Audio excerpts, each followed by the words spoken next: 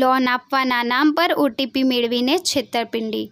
ભાણવડના આસામી સાથે છેતરપિંડી કરનારા અમદાવાદના વધુ એક શખ્સને સાયબર સેલ પોલીસે દબોચી લીધો। 2.25 લાખનો મુદ્દામાલ કબજે।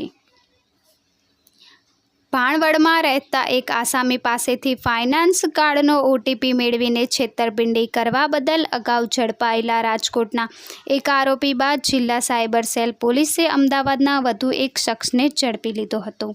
આ સમગ્ર બનાવની વિગત એવી છે કે દેવભૂમિ દ્વારકા જિલ્લાના ભાણવડ પંથકમાં રહેતા એક આસામીને ફોન પર બજાજ ફાઇનાન્સ કાર્ડ પર લોન આપવાની વાત કરી અને ઓટીપી મેળવી લીધા બાદ જુદી જુદી ચીજવસ્તુઓની ખરીદી તેના કાર્ડ ઉપર થઈ ગઈ હોવાથી આ અંગે જે તે આસામી દ્વારા દેવભૂમિ દ્વારકા જિલ્લાના સાયબર ક્રાઇમ પોલીસ સમક્ષ ધોરણસર ફરિયાદ નોંધાવવામાં આવી હતી।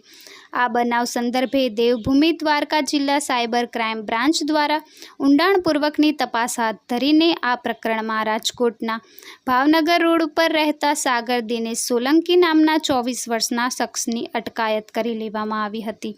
આ અંગેની પોલીસ દ્વારા કરવામાં આવેલી વધુ ઊંડાણપૂર્વકની તપાસ દરમિયાન અમદાવાદના દરિયાપુર વિસ્તારમાં લીંબડી ચોક ખાતે રહેતા મોહમ્મદ સલીમ શેખ નામના 26 વર્ષના શખ્સને પણ પોલીસે ઝડપી લીધો હતો।